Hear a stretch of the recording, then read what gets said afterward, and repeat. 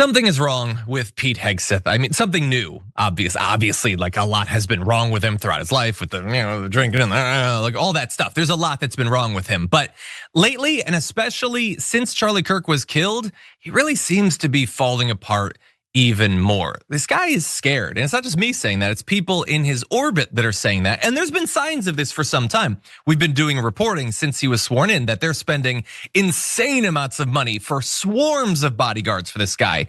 And it was easy to just attribute that all along the way to like the normal thing where conservative men cosplay that they're tough, but they're actually scared of literally everyone they see. But apparently, according to insider sources, he is more scared than before. And it apparently is a result of Charlie Kirk being killed.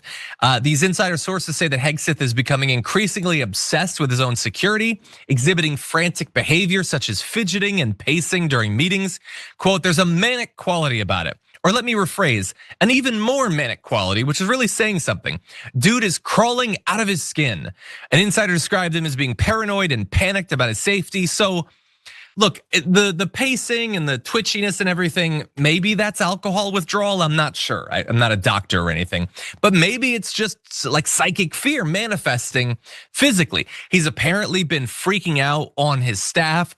He like goes off when people talk about the questionable legality of just murdering people who happen to be on a boat in the ocean or whatever. He doesn't like when you question him about that sort of thing.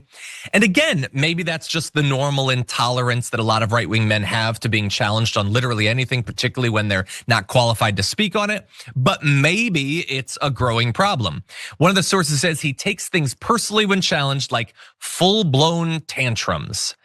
And again, they are paying so much money, and not just to assemble the swarms of bodyguards, but taking agents off of important work so that they can follow him around. Remember, he wanted to like carry a gun around, have his bodyguards carry guns around inside of the Pentagon.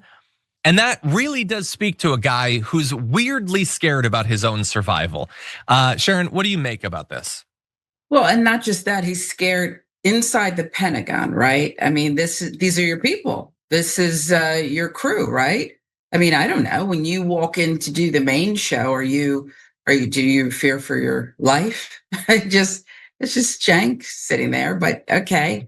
Yeah, listen, at some point you need to look in the mirror and say, how am I living?